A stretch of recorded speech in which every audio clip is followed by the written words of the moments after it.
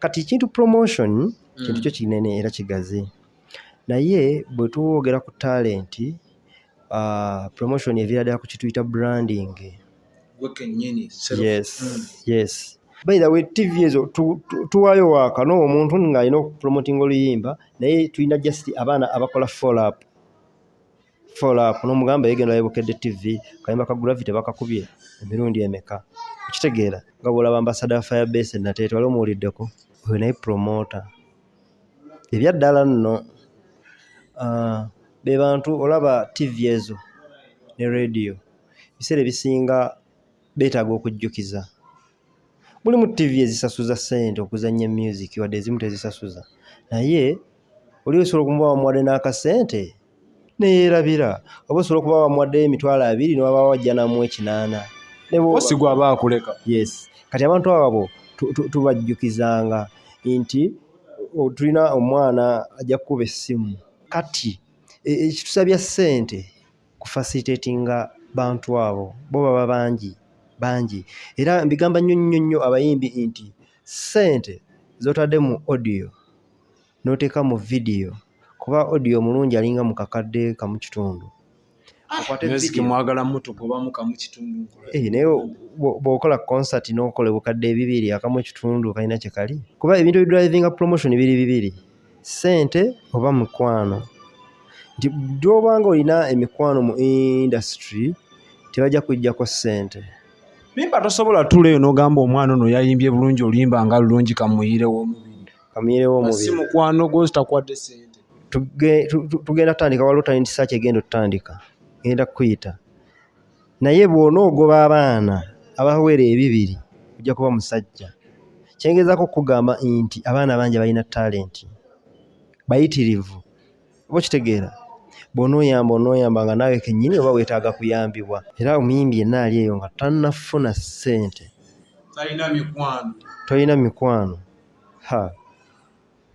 pozi wemula ate nno nnyo era onoowemula ne gavumenti ogyerinde. Tulina bapromota be tuyita bamusanga kiwedde okitegeera ndozo jabba ogera nga bwe twako n'example era lwaki kati promota nga olaba Abitex, Balamu, Bajo, Keti abo basanga kiwedde. Manager babosi baffe era nze mbawa nnyo respect nga kuti manager Roger oyo ayina gundi kyamanyi nnyo kyakola ku Spice Diana kuba amanyi art. Omuyimbi kyetaaga n'obanga otandise kunowaayo ne audio zo nga 4 ne video 2 otandika onoonya manager ne manager atunula n'agamba okay ono omwana kakole ki ayina talent kuba n'olimba olumu tetusobola kakasa muntu kyetaaga n'omanya ennyimba nga 3 manager n'agamba alina yadde kigaana buga akiganye n'amanya wa watandikira ate n'ekirala amanya nti oli committed watuukira oteekamu kitegeeza kyoliko okyagala nti sijja tutuuka nteekemu ssente olemererwe. xpotv to the world. Otyo tukulamusizaako gwe wenna omulabi waffe omulungi webale kwagala expo bannaye mwebale kwerekereza data abali e Uganda ka data ka buseere naye mwebale kutulaba abasheyalinga mukola kyamaanyi online platform buli ku gundi kwetuli TikTok, Instagram, Twitter. Bane mutunoonyeko ku Twitter. Omusajja ngamba ku Twitter temuliyo. Ku TikTok muli bangi mudduke ne ku Twitter nga Kyagulanyi we yabawendula nunya Expo. Ensonga zitambule balabala amanya mbeera omwanasoda aberi abeerawo emabega wange ekintu akitemaatema kikutukiko kya mulembe. Aba El Shaddai bo batambuza ssente zeetolooza nsi eno yonna ennamba zaabwe zibeerako awo so zettanire. Pympah yo osiibye otya mukama? Siibye bubi, nsiibye kiriya nnyo. Tukomeewa Pympah. Pympah akola bintu bingi. Aina studio yine ekubba ebifaananyi. Pympah nkubayo ddi ku kifaananyi? Bana ogenda kifuna kati. Ate owaayi omusajja akubba ebifaananyi waliwo ebifaananyi by'abaana byendaba nga binnyirira ne ngamba ani yakikubye nti Pympah ekyange okyagala ddi? Ne leero lwennyini kiri okifunye. Amina. Pympah promoter. So olwaleero twagala alina ensonga ze tugenda okwogerako. Banaye abaana bakola music, abaana bakola ebintu bingi nga beetaaga promotion nga tebamanyi wakutandikira, tebamanyi promotion kye kibabuzeeko. Mbalamusiza mwenna abatulaba. Amanya n'eddoboozi Emperor Pympah asinga gumanyi nga Pympah. Pympah kifaanana okigattako otya lulimi kyolwo pimpera kuba ffe tumanyi pimpa mumanyi Pympah naye kugambye pimpera omwana wanaava mu pimpina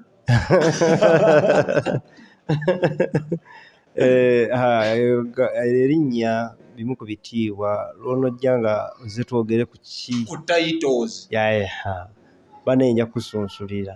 Pympah tutandikirawo promotion kyeki nga tetunnagenda nawala. Promotion promotion olaba ebiseera ebisinga tudrivingirwa nnyo n'ebigambo naye ebigambo bisobola okuba nga bingi naye nga bitegeeza kintu kyekimu naye ekikulu kumanya kyeki. So osobola giyita promotion esobola okubeera marketing. Byebimu. Yes. Byebimu wadde byawukanamu akatonotono. Marketing kutunda siku mwena muba bakitunzi. Bigambo binene naye byawukana naye nga biri tusobola biyisa mu bracket emu. Wabaawo akabigatta. Yes. Kati promotion kinene oba oli abasinga bakikozesa nnyo ku bya talenti. Naye nga still ojja kwesanga nga strategy okozesa okupromotinga talent gy'ojja okozesa ne kupromotinga business.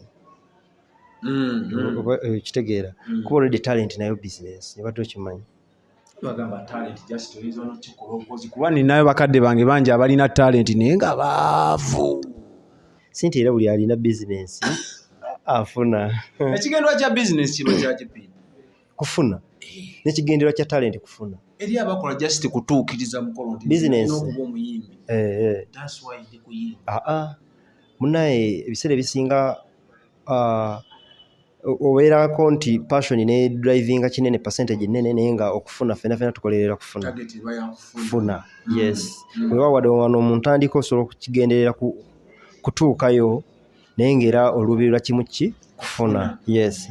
Kati kintu promotion kintu kyo kinene era kigazi naye bwe tuwogera ku talent promotion eviira ddala ku kituyita branding. Yes. Kati era omuyimbi yenayina abaali oba omuntu yena alina talent batonda bakutandika ekintu kyolina osooka okukola ye branding. Ogamba totuyigirize kuba munaye era tuyinza obutakitegeera kuba nnyinza kwebrandinga ntya nga sirina kye nnaabadde. Kati branding ekitandikwa kya byonna kusooka kwezuula n'omanya ki kyoyagala. Okitegeera kati omanya ki kyoyagala nti ngenda yimba music style ki style eyo ngenda yimbira abantu kika ki. Okitegeera kati omanya abantu b'ogenda oyimbira n'omanya ne style then osobola okumanya branding kika ki erina okukolebwa. Nti okugeza David Lutalo bw'aba agamba nti audience yange njagala abantu abali mu myaka nga 3 okudda waggulu. So tojja kumusanga nga David Lutalo ayambadde nga kabako. Ekyo tuyita branding. Branding eviira ddala ku ani gw'oyimbira ani gw'oguza ekintu. Nti ojja kwesanga akoze Rwenzori. Bw'olaba packaging ya Rwenzori ng'egye ba brandinzemu eccupa oba Coca-Cola n'osanga ne kaziire era kiki ekisesaawo.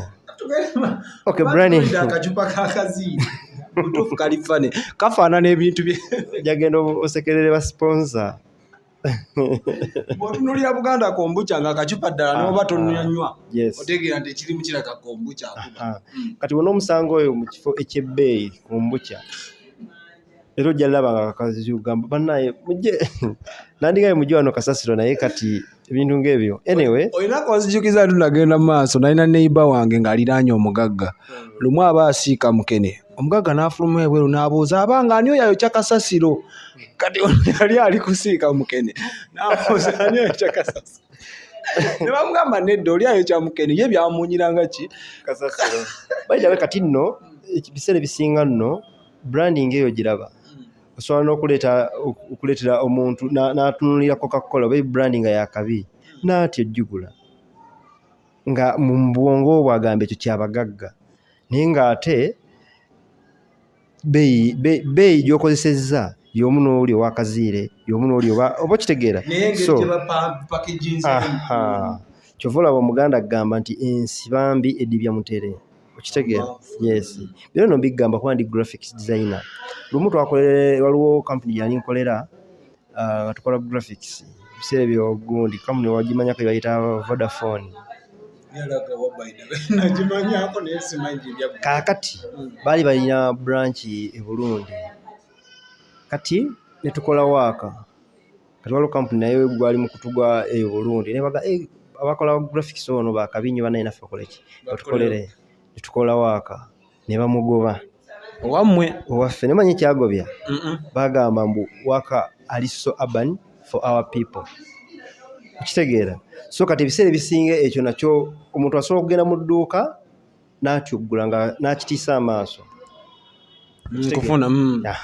kati bwe tukomawo mu music kyekimu nti omuyimbi waba atudde olina okuba nga buli omu at least muntu nga kubuuza oli muyimbi nga ye yakirabye dda nti olaika oli artist sikubuuza taata ojja kukola ki wano nti nzize kugoba naye nga gwalina hit ya Uganda okitegeera so kati kintu ekyo ate tolinda kumala kukola hit olyoka okole branding wabula olina kikolerawo ku ntandikwa music walero yayonooneka nti whereby neneeyisaayo naye eba hit lumu nali ne mugana Kim XP waliwo omuyimbi omu gwe yali amanaginga naye twalina engeri gye twabrandingangamu omuyimbi oyo yali tannamanyikibwa nga tannakuba hit nga oluyimba luyiseeyiseemu nga obitegeera nga temunamufiiringa naye kati nga branding gye twakolanga team twamufunira babawunsa alina DJ kitegeera waliwo omwana wa kamera atambulirako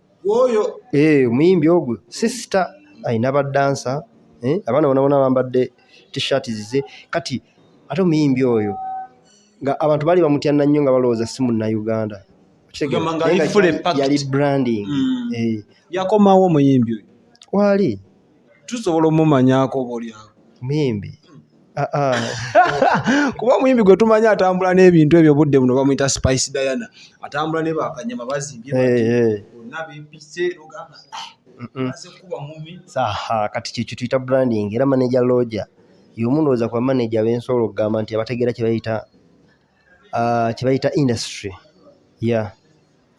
tugamba ago malala kutiisatiisa sebo mu industry ya entertainment olina kyetuyita okulabisa olina olabisa Juliana teyatambulanga ne bakanyama abo abavimba amala omwaka tayimbye naye ategeka ne expensive shows ne tugenda mugenda naye kisinziira kyo kyenagambye olina okumanya baani b'oyimbira okitegeera yes olina okumanya baani b'oyimbira David Utalo yategekako lumu show ne Spice Diana wagimanyako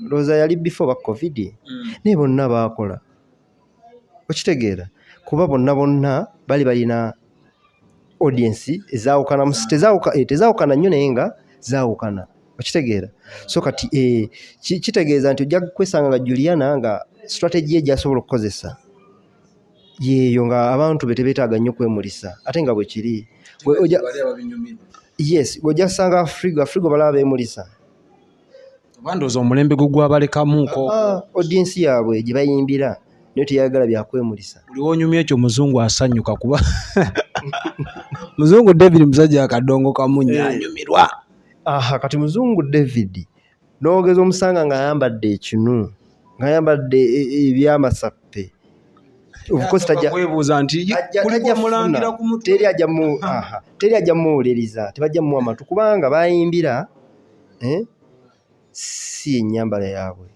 oba kitegeera so kati kyekyo branding etambula na audience ki gy'ogenda okukolera nga tonnaba nakukola audio bwekasita olowooza nti njagala yimba sitayiro ki noonyezaawo manye baani bengendo yimbira biki bye beetaaga yes bakaswayiri nga abe nkasibe bakigoli nga muzungu nkisale okitegeera yes kati awo ojja kwesanga Shiba linda Shiba ayambale boarding kuba akafaananyi oba ayinza faanana atya kati ojja kwesanga nga audience ye gye bali abagomesa bamuwagira ne percentage ebaki ntini eba ntini ojja kwesanga ng'oli awagira Shiba lwa nnyambala ye awagira Shiba lwanviirize. For example, ekivulu kya Lwininwaje kyali ku Cricket Oval. Waliwo abayaayi be nalaba abakola interview baava Tololo naye nga bazze kulaba ku nnyambala ye. Nga bo bazze laba nnyambala ya Nwaje. Kati okiraba ojja kwesanga mu entertainment industry eno okufuna kituyita fan base tebajja tutunula music yekka. Olaba omusajja nga Fikfa Maika ojja sanga nga omwana omu anyumirwa just ebidongo anyumirwa ngoma yo nga yo naye nga ebigambo tabyagala, oyo najja n'akuwagira. Omulala n'anyumirwa just bigambo oba message kijoyimbye, omulala ajja nyumirwa just style ebikumba byeyeekuba. Oyo naye agamba ennyambadde nga Fiiki n'amuwagira naye nga amuwagira lwaki lw'ekikumba oba kitegeera. So kati ebiseera ebisinga ekyo kintu kikulu nnyo abantu bakibuusa nnyo amaaso. Ojja kwelaba mulenzi nga Alien Skin ye brandinze mu ghetto Ow'enkoola atambula n'ekinankani wano mu ojja kwesanga audience eyo yonna nga abaana b'obukola wanatekali concert bagenda kujja bamwagire n'abagamba kyebiri omwana ajja kiterekera okumala omwezi ajje awagire Ow'enkoolimbo munne. Yes. So kati ebiseera ebisinga togamba nti nno kanyimbe style bweti kubanga balina ssente. Leta kikulimitingako gundi opportunities endala.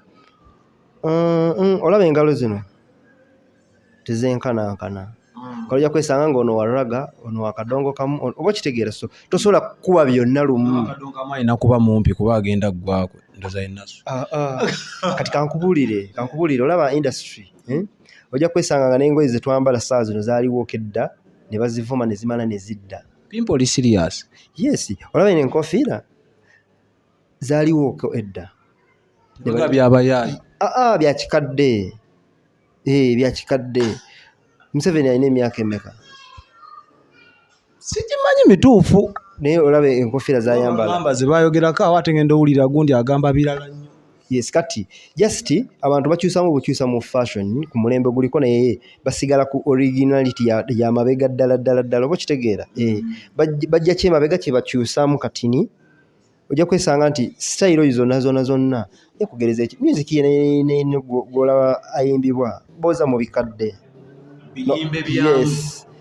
Ojja kwesanga nti nga bulira yabayimbi bamanya akadongo kamu n'oba oluyimba. Ndogga tulinayo abamu baasiimuka nga Ssegawa. Simuka kyeki muganda wa Vincent Ssegawa sawa yazaali musajja yasiramuka. Music siramuka. Tugamba buli alina oluyimba lwange lusuule lusangule. Eddiini tekkerezebwa kuyimba. Just era ng'obugambe kale okusiiwuuka yayinza okuba just asiimuuse omusiimu wala n'okuvaako. Ye Mansur is it what? Ye yasiramuka. Ye Lukman. Yasiramuka n'ejjako erya Vincent n'agamba eddiini tekkirizibwa kuyimba. Unless just nga ayogera ku biki byayimbye. Towuliranga ku nnyimba z'abasiraamu? Bajaluna mbawulira. Baswaba kasumba mu. Tabikiramu tebajja kugenda mu ggulu.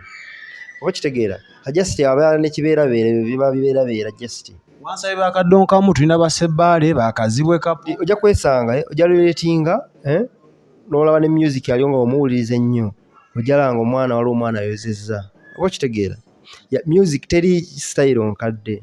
Ekikadde eky'abaana bakifuula ekipya. Ne bakyagaza abaliwo. Ne bakyagaza generation eyo. Kye mwandiyise creativity. Yes. Nkufuna taata.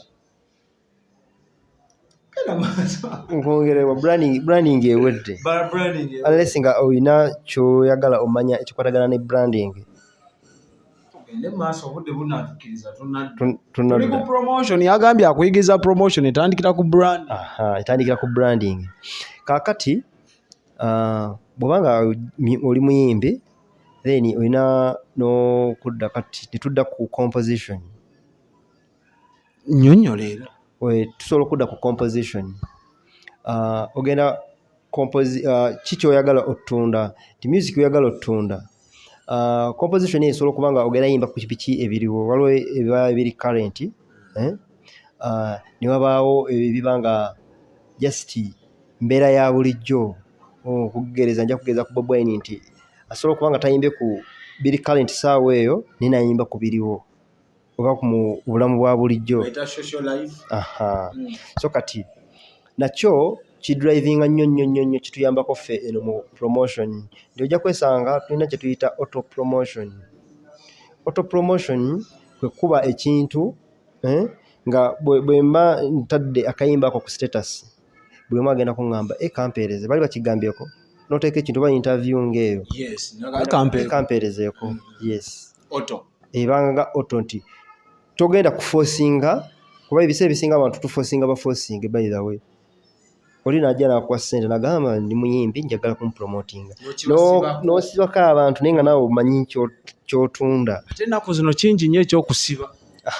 Kiringa ogenda mu ghetto n'ogula akakomando naye nga akikuguza takirya, okitegeera n'ogamba ekitole ki.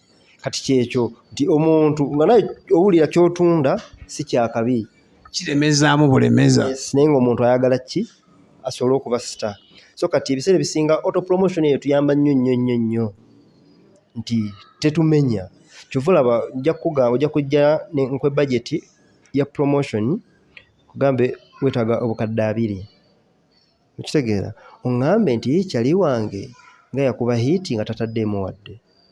Kati awo kidetermininga kiki kyoyimbye oba kiki kyaliwo kyeyayimbako. Ojja kwesanga omugenzi Master Blaster yayimba embooko nga tataddeemu wadde, oba kitegeera naye buli omu n'akasaba mbu kapiteeni sente nina $10 emmese, okitegeera mukazi gwenzina. Kati akayimba ne katambula naye nga lwa muntu kutuula awo naye abantu ekigenda banyumira wadde si bonna, naye n'apiiki nga bayagadde era ne bamuwagira era n'abanga akola ki, n'abanga alivinga. So kati promotion kati bw'omaliriza okukola waka nga mulungi, kuba olifuna obudde nga ozze ku kya production biki tujja kwogera. Kati ku promotion etandikira wa? Govudde eri mu branding biki olese waka nga mulungi. Kati tulina sector ziringa 3. Tulina sector eya ground, tulina sector eya online, tulina sector eya broadcast. Kati online mugimanyi.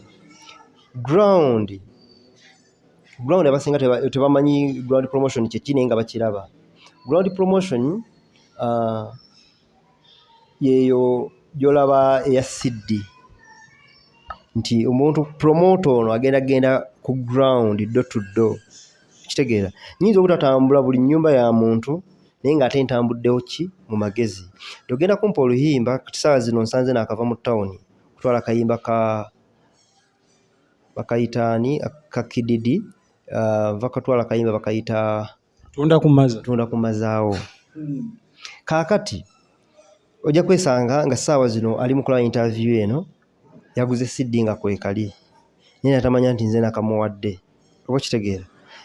Ojja kwesanga ndi omuntu ali mu kulaba firimu, omuntu alina flash akalina naye natamanya nti nze ki nze nakataddewo.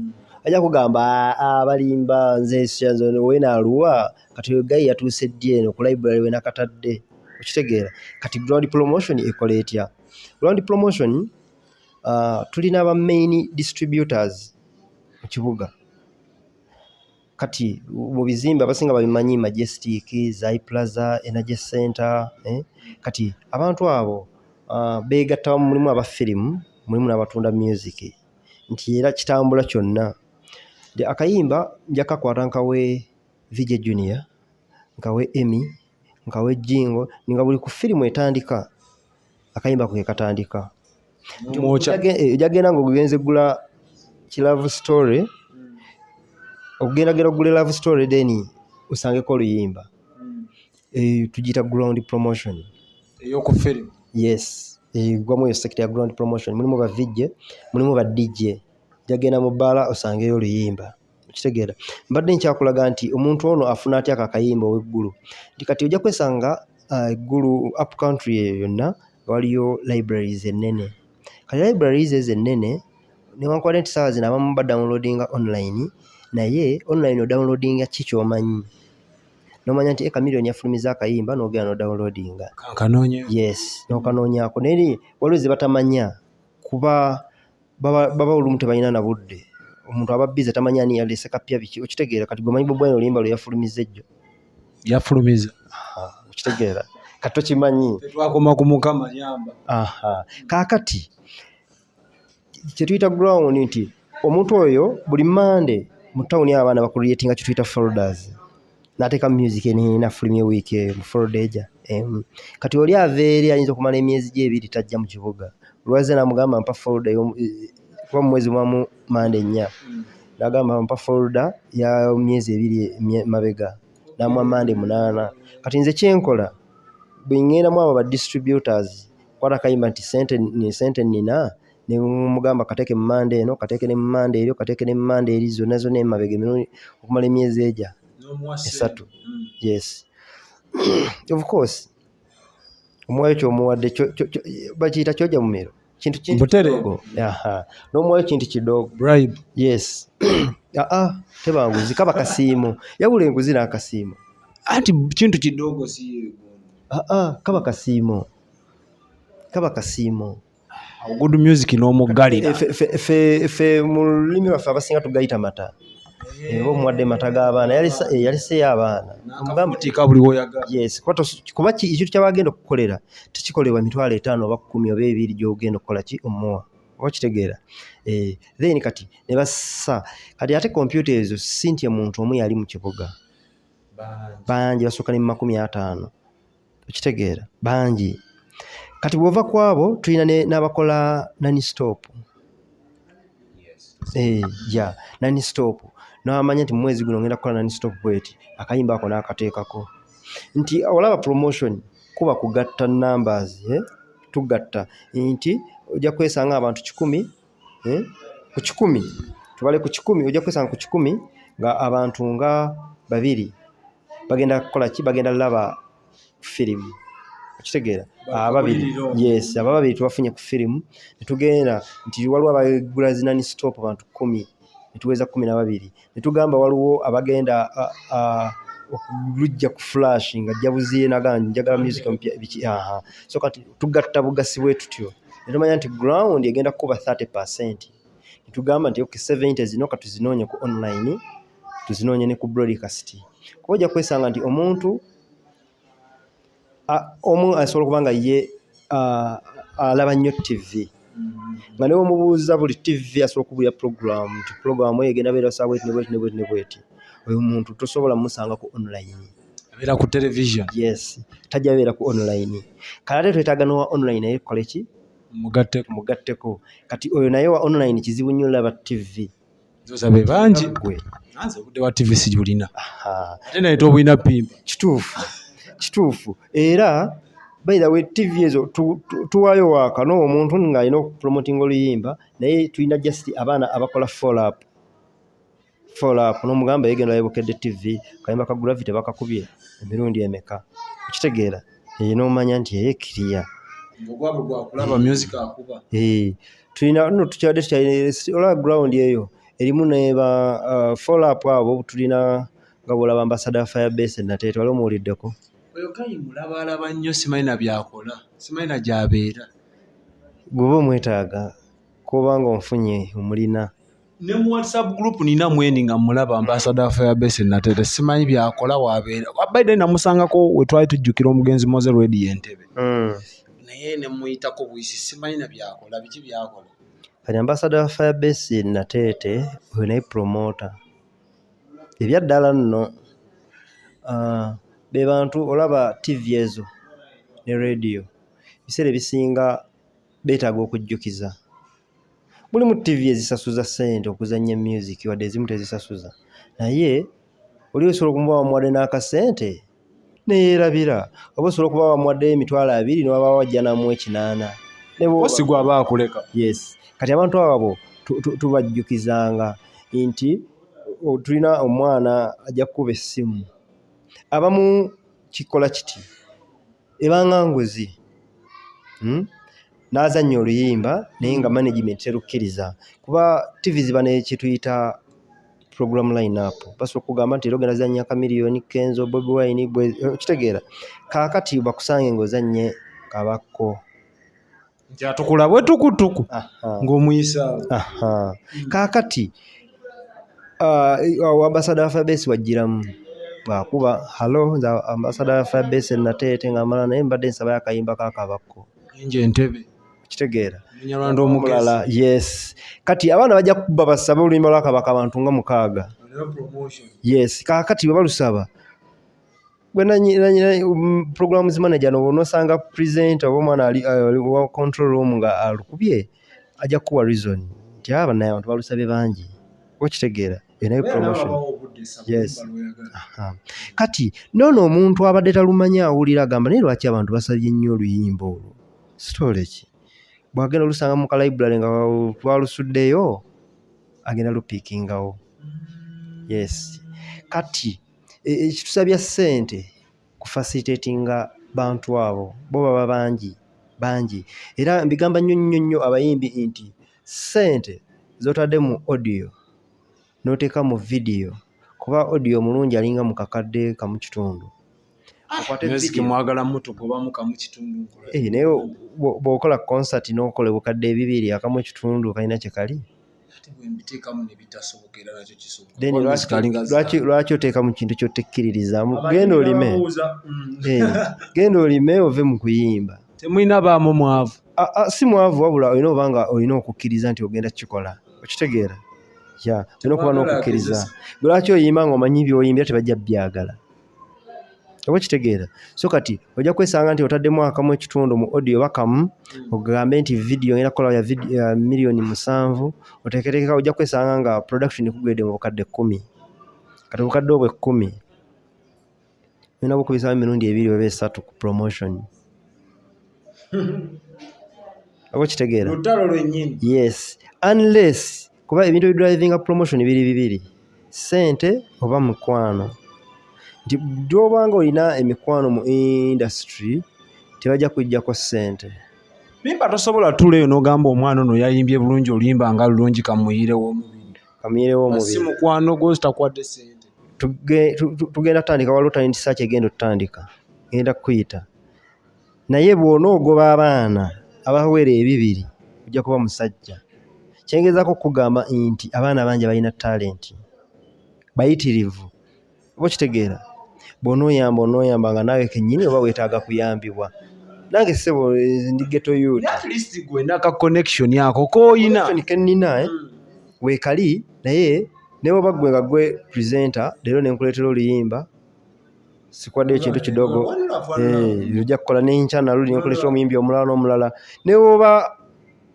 osobola naye ogamba muli naye ono boy abayimbi ayinza nokuba bamutemera naye nga nze tantemera oba kitegeera so kati ebiseera ebisinga tekiba kirungi era omuyimbi yenna ali eyo nga tannafuna ssente tolina mikwano pozi wemula ate nno nnyo era olowemula ne gavumenti ogyerinde pozi faza lukodo yafa twamunafuya mweyagala nnyo ne kididi tawemula kiddemu omulundi kididi tawemula luyimba kyoluwemula nonya mukazi gwenzina naye kuzina naye bia nnuma bia lwakuba gwe mutemumalayo statement z'oyo omwana negendedde togendangako yadde enfulinnya yes tolinyanga ku taxi tunda ku mazzi zirimu n'abafere nedda tolinyanga ku taxi nfu ogiraba nga ne number plate kifu buli kimu emmotoka yonna nekankana naye n'ogirinnya kali byo byabagamba nti naffe aba balina emmotoka enfu okola ki olimba ne baluyita batya wadde emmotoka nfu naye gwe erinnya bulungi bwe kiri wadde emmotoka nfu linnya bulinyi kati ne waliwo ne tugenda okukola vidiyo tugenda era bayitayo bundi bujja batwerinde oluyimba olupya waliwo alina ne Spice Diana era nalwo lulimu ezo layini si kuwemula just message eri hidden message nfulinnya nedda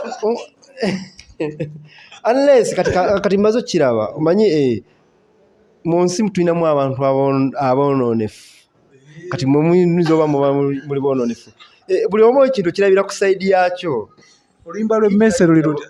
Lw'emmese yawomula olwa Captain Dola oba ffe bonoonefu muwe abonoonefu nyimba tezonoona oluyimba oluwuliriza wadde waliwo nenazaalawo wadde nesezaalawo kati no waliwo olukugambira olugenda okukolebwa tugenda lukolera obundi bujjo mwezi guno kati yayimbye olaba omwezi kati gubaawo budde ki kati omwezi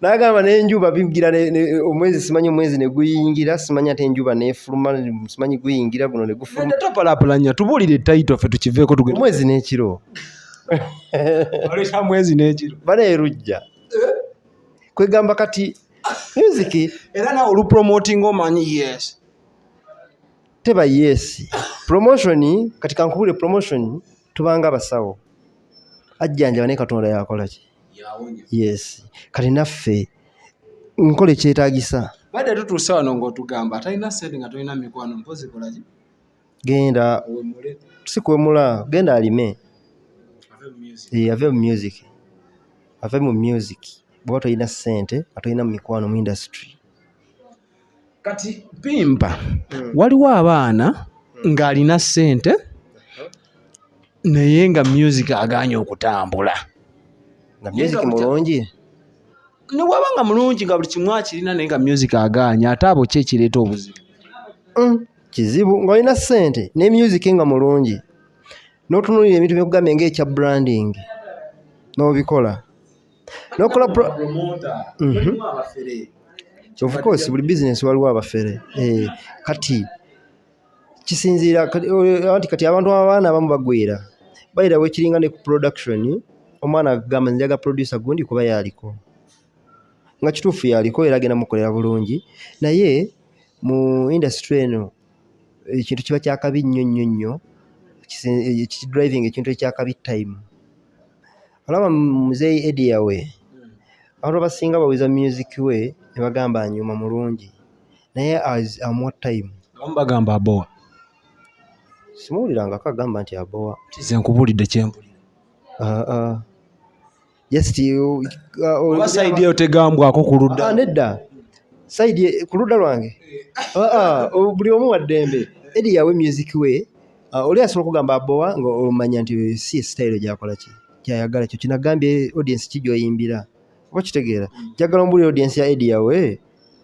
eyakigamba ali mu audience ye egirenje Eddie yawe tayimbira baana bato okwetega naffe alaba nga ffenna tweteze bato bakadde yalimu yekka mu luyimba yes kati gwesobola okuba nga ekiwala kyeyali nakyo oluyimba si kiwala Pympah nvaako Eddie yawe music we ali machuwa oba kitegeera kati olina okuba nga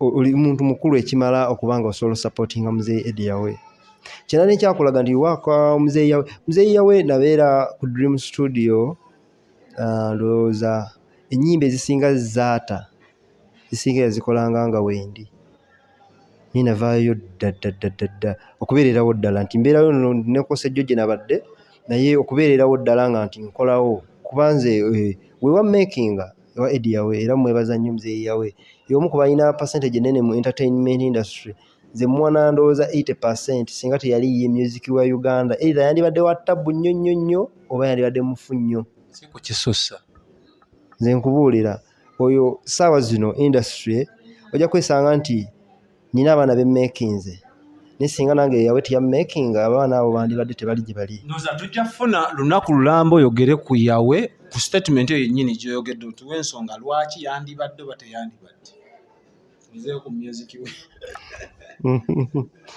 tubadde omanyi ebyokwogeraku bingi for example kuba tunagambye waliwo abantu ababeera ng'alina ssente naye nga music tatambula example nti n'obudde kimatalina asobola okuba nga music we tamuwa naye budde nga ssente kuba ssente teri alina ssente nga takola naye oba mubbi obubbi mulimu asobola okuba mubbi obudde n'abumala mu kubba music n'atamuwa ki time n'ajja mu studio n'abayimbi najja n'akola video n'agamba njagala enkya nenga video ino kalalingibwa olina ojjongera mu effects biki kanokola ng'okola ki ng'opakuka nti bujja kugenda mugambe njagala wala producer gundi naye nga producer oyo alina emirimu mingi okitegeera ate ng'oyagala wakawo mu budde bw'anaakulwisa amaaso kakola ejjiryakuwa obudde ogambe gundi oyo alwisira obanga nze ndi upcoming biki era omalirize ng'apakuse okitegeera nti kyengezaako okulaga nti osobola okufuna omuntu ne waba si wa kabi omwana ali ayinza okugamba njagala kwasaganya Pympah promotion nze baba promotinga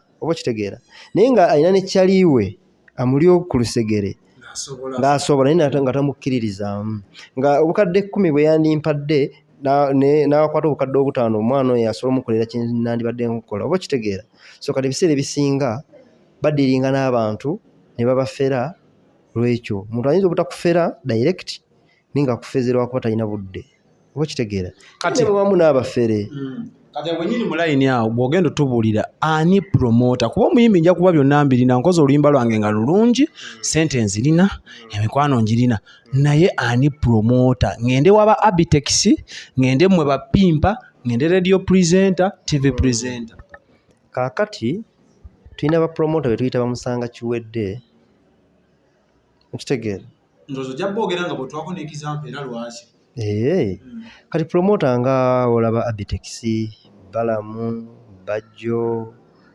keti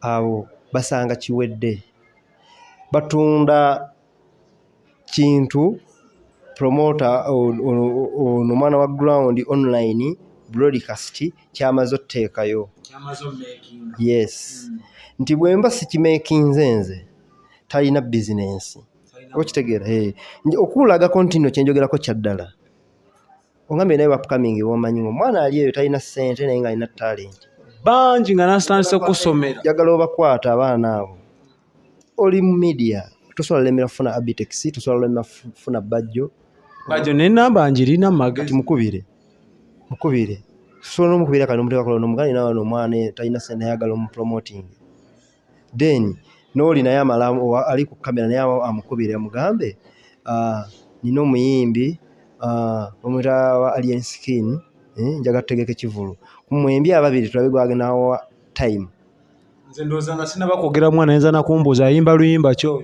okitegeera ate omuganda namugamba nti luyimba nti njagala omwana alina music mulungi njagala omupromoting omuteeke somewhere oba okitegeera kati naye ate oyo omwana bw'onoomundeetera ngenda mumuwa time naye naaba simupromoting nze ngenda mumutuuza munnyonnyole industry kyeki munnyonnyole kikyayina okukola munnyonnyole kyekyetaagisa oba okitegeera munnyonnyole ligenda osooka okola emikwano okitegeera kati olaba akakalenzi ka kididi kayite kalina ssente naye kakimanya ne kagamba ngenda kukola ntya kankola emikwano era kagezaako okufuna emikwano wadde si gyonna naye ejakayamba ne katuukako wawe kakoze eki yes so kati ebiseera ebisinga mubala abantu we batyo kati nze mbayita bamusanga kiwedde nti bwemba sikoze omwana w'okuzaayi waba takoze omwana wa online waba takoze oyo talina ki bizinensi ate nga still wadde basanga biwedde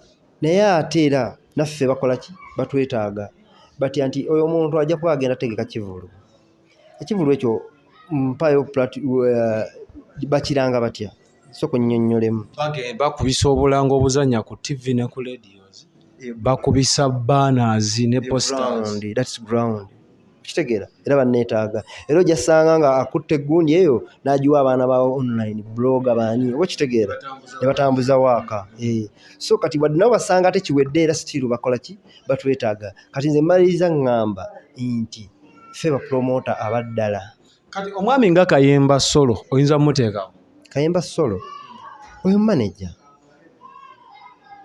tekamusenge yes oyo manager Kayemba Solo iteze manager yasobola okujja omuntu from zero of course manager boss wange nze promoter oba kitegeera manager yaba boss wa promoter nti manager yajja okukubira agambye alo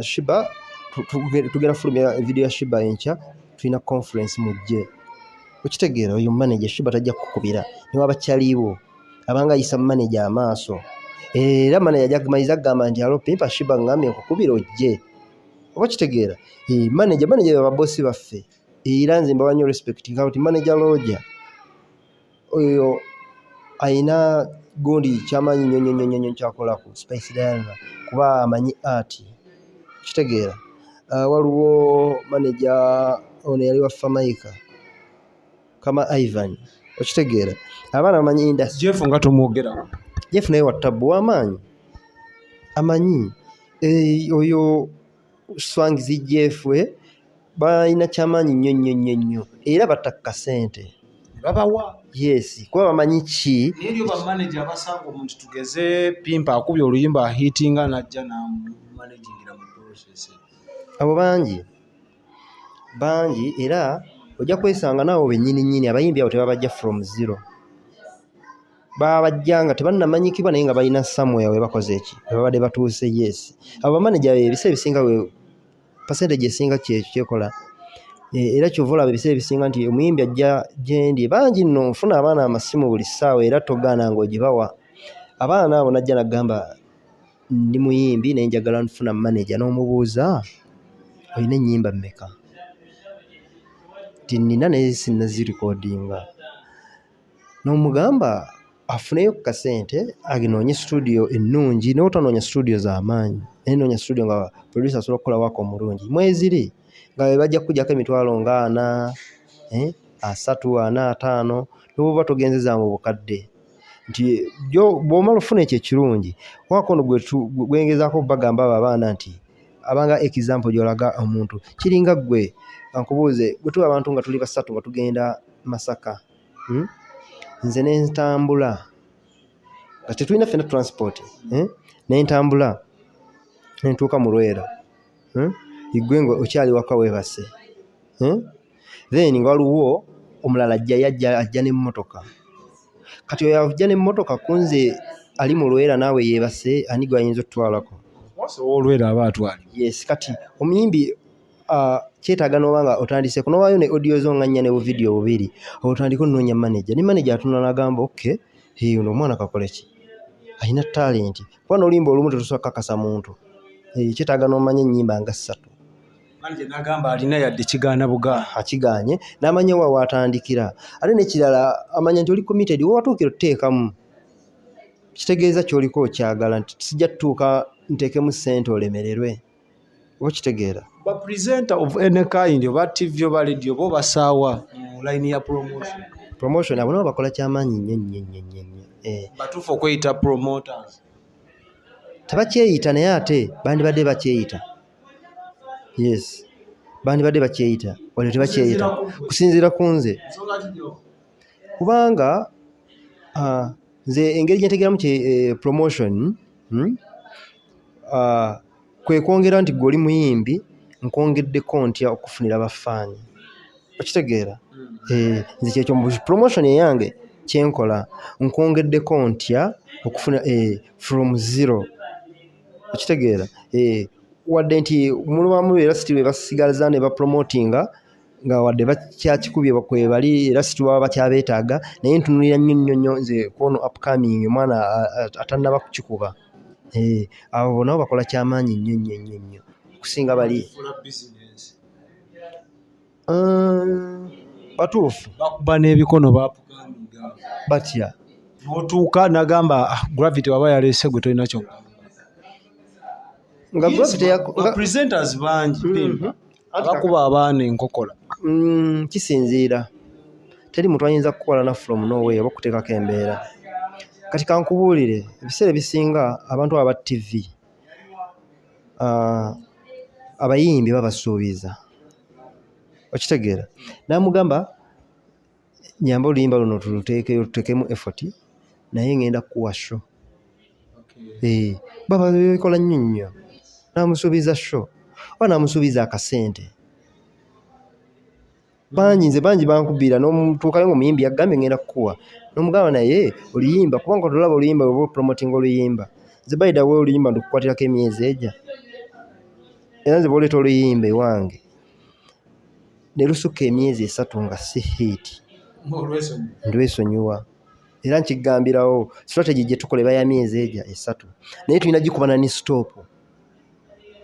Njagala nga omuntu waba akutte smartphone ye agenda sanga akayimba waga esimu ngikoye agendeko ku TV akasange okitegeera nga buli wamu kumala emyezi egya 3 kale kitegeeza we luba si hit kitutunda kifu. Kyo kinagambye nti nze mbanga dokita jjanjaba neki Katonda yawonya. Osobola twawulira wakati wa hit song n'oluyimba olulungi oba jjanjawo hit song n'oluyimba olulungi mulimu ennyimba nga lulungi naye ne lutavuga nnyo nga balulumye promotion emala, naye ono najja n'oluyimba nga luli awo lutyo n'alupika n'alukaka okitegeera n'olusanga nga kubukedde baluzanya emirundi ena olunaku kweni TV baluzanya emirundi 3 oba kitegeera kati ne tuforcinga abantu ne lukikuba oba si kyo tuyinza okuba nga teluli forced naye nga nalwo era lulungi. Hit song lwe luyimba nga buli wodda n'obuuza omwana omuto alumanyi okitegeera nga n'obuuza omuntu omukulu alumanyi niwe aba taluwagiraga nga naye abaana bayonoonese bayimbye ekiyimba awo okitegeera nga n'atakuwagira alumanyi. Tuyinza okuyimbira abantu bakulu naye n'abato ne baluwulira oba okitegeera nze eyo gye nandiise nga hit song. Naye oluyimba olulungi lusobola n'okuba nga lulina mu studio ng'eyaluyimba ne bakyali be balwewulirirako ono lusobola okuba nga gye luli naye nga luyimba lulungi naye nga si hit. Yes. Pympah, bw'osanga oli agamba music industry e Uganda eyonoonese simanyi evudde ku mulamwa mu contributinga kyamaanyi ku kwonooneka kwa industry. Okwonooneka mu ngeri ki? Agamba edda twawulizanga music ng'osobola twa famire yawe yonna ne muwulira edda baakubanga oluyimba nga lusobola okuba omwaka gwonna n'ennaku zino bwe bityo ensonga bwe zito bapromota mu contributinga kwonooneka kwa industry. Biseera ebisinga wawe tucontributingira nze promoter ogenda n'okola n'oleeta nze mba mutunzi okitegeera ebiseera ebisinga oba kitegeera naye nga tekyandibadde kirungi naye era still aboonoona kiva ndowooza mu production kiva mu production bani be bantu babiri owa video n'owa audio teni n'omuyimbi. Omuyimbi wayonoonera ayinza okuba aflatinga kitegeera ebya audio line ya audio nja kuwa muzeeyiya we ajja okunyonyola audio kyeki tujja kubyogerako naye promotion byo bingi kubanga tubikonyengako bwe tuti tetukutte kimu olw'obudde byo bingi promotion teggwayo eyo promotion teggwayo just nti abantu abalina ebibuuzo basobola okukomentinganga oba ne banoonyako kanamba n'amanya promotion kyeki oba n'okutuukirira. Kwanza abantu kira bakyala baagala namba yo ngibawe baneesina buzibu gibawe abantu babuuli online platforms zo enamba zo bakwenoonyeze abaana aleme koliminanze banoonya mama abaana banoonyeza ki si bayimbi omukyala yenna ali eyo nga olina talent esobola talent jekaka talent omukyala yenna nziringa nnyo mu talent ate fashion atleast alisobola okuba nga ebyetaaga mbalina gwe kyoba olina omumanya wabula nti buli ekyetaagisa mu entertainment naye mba sikikola nina connection teri nze omuntu yenayo obozise gyendi kuba bangi nagamba njagala muyimbi ntegeka bivulu bogambe bapromota infact bayita bivulu promota.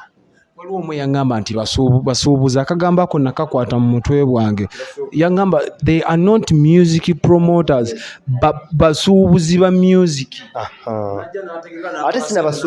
Ate sina basuubuzi kubanga omuntu gwe twandiise ng'omusuubuzi ndowooza mu rekodi namuwulirako oba yafa nofa baali bamuyita Kasiwuukira. Kati Muzungu David ojja mubuuza gwe bayita Kasiwuukira yaani be bantu abagulanga alubamu edda n'amanya nti bobiwine yayimba ennyimba mmeka, n'amugamba kankweyo obukadde 2 ennyimba zonna zange, n'azitunda. Batundanga teepu bivulu promoter. Kyokka kyennaku we twali mu lockdown association y'aba promoters be baagenda abo bonna. Kati nno ne mutakolayo yadde kabiina. Yaliwo era nze nali njikulira. Negende wasale. Negende wasale. Yagenda we yako. Yensonga lwaki temwagimanya, singa yagenda gye yali bayirawe. Kati nze yaffe kye twakola kino nye ne records ku page ku Facebook kweziri ku bani ba dictator Maka banzijako ku zi interview ez'enjawulo, nali nsoleza abaana emmere era nabawa. Ne mwami Sale yali agala promoting music ng'abayamba, asobola promoting music ng'ayamba bani abayimbi. Kikibuuzo kiddawo abayimbi nali promoter. Waiza banya promoter muno noga kati oyo Sale kaze buli kimu kimwe. Mpozi nga muyimbi Sale yatandise oyimba. Sale waba yatandise oyimba. Oludda olwo lwaki oba nnyo biased olutuuka ku olwo? Nedda siri biased. Nedda yatandise oyimba. Sale si muyimbi wabula gye buvuddeko abayimbi baddukiranga eyo, ba promoters baddukiranga eyo, ba DJs kumanya nga just bubuzi bw'amagezi oddukire tewa muntu atali muyimbi ng'oli promoter. Yali agala basomesa Sale asomeseza nze promotion. Music promotion. Ate naawe obadde ki tereera. By the way, asobola okuba nga alina kyali mu music. Asobola alina kyali mu music naye akibeere. Pympah abulira abantu bayinza okusanga bantu kimpozi bonna abeetaga services zange. Ekisooka tulina photo studio wano wennyini e Kasubi. Ababa bagyetaaze osobola okujja kukikkirira Makerere mu Kikoni e Kasubi. Waliwo akazimbe akape bakayita Princess Complex we tuli, waliwo photo studio. Abayimbi mwana alina talent baida n'abazannyi ba firimu. Twasayinize ne kampuni ez'enjawulo, omanyi Edwinipo, Future Trends, tulina Legend Films, so twatandise firimu. Ogenazanya firimu ezitegeerekeka mupe ku malogo musezi bandi buli muntu zonna zisobola ba firimu naye buli muntu awulira nga ayagala zanya ebina Uganda tajja gye tuli, kubanga ekigambo bina Uganda abasinga production ya wano bakyonoona.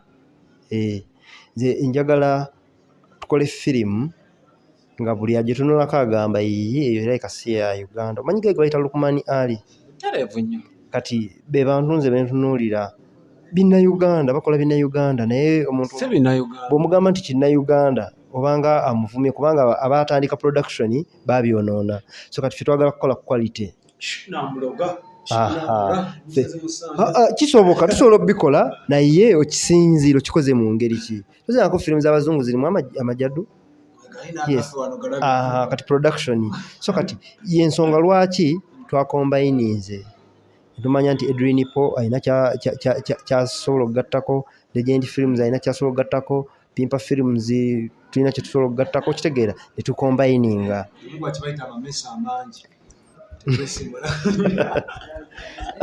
Twakoze kye bayita agali awamu. Agali awamu. Yes, katugenda giruma. So abaana baagala ozannya firimu abo bo bajje butereevu banoonye.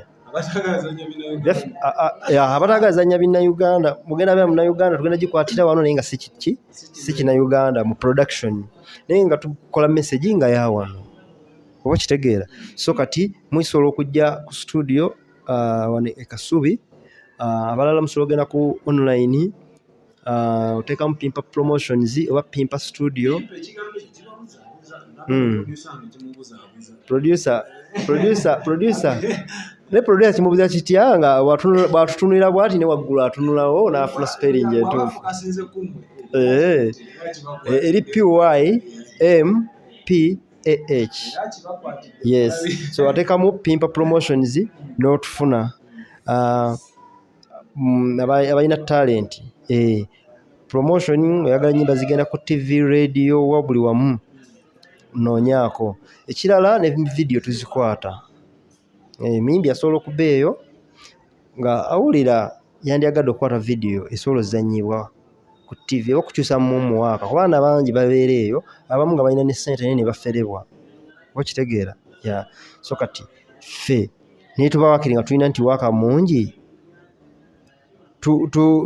tukusaba akasente ne tulaba nga at least omulala bw'anajja tujja mwongezaayo kuba ebiseera ebisinga ekikwasa abantu emirimu emingi ssente naye ojja kujja omuntu nkugambe obukadde 10 singa okujjako obukadde 2 nkwate n'oli wakabeera awanzimbagatanire okitegeera so kati tukola delivery mu budde enamba y'essimu eri 0703 91 9971 naye bakyaliibo tebakola ki tebagikubako bakyaliibo tebagikubako eyo nzajja obawa banange Pympah tokkirize tukome wano olwaleero kyakabi nnyo naye nga kyakabi nnyo boyi wange kubanga musobola okunsalako time yonna nze wendi tube nga twongerayo tukyuse industry tubuuse abantu okitegeera bangi babeereyo naye nga bakola ebintu lwa butamanya bwadde okimanyi osobola okubeera nga oli wano oyagala kugula suuti naye nga tomanyi ngezigulibwa okitegeera so kati abaana be bato batomera mu entertainment industry n'abanga alina senze bankubiralo bangambye oli producer nogamba ono wagwa ku mufero mugamba eri okitegeera naye nga ate amazima siri naye mbalina so yes omuntu yenna nga toyagala kutomera mu entertainment industry noonyaako nkubuuse nze baida basingira omugamba nina baproducer naye osobola naawe okukola ki okwegenderayo oli nakubira n'agamba njagala producer gundi n'omuwa ennamba direct yes tula nti nkola video inagamba njagala videographer bwati n'ogimuwa n'agenda yabagaininga so wekiti wekikola nti ojja n'otwebuzaako ekikwatagana ne entertainment kyeki toyanziza bamuyita Pympah promoter Pympah so tujja kuba tukwatagana mu nsonga nnyingi tujja kuba tumuleeta ffe yatukkiriza ewuwe tetukyakonkona tuyingira nga bwe twagala so naawe ayagala okumanya ebisinga weekumire ku expo oba nojjaana eno ekasubi bingi ojja kubimanya ajja kubikubuulira amanyi omwanasoda abe yabadde ku kamera mukama batukumire xpotv to the world.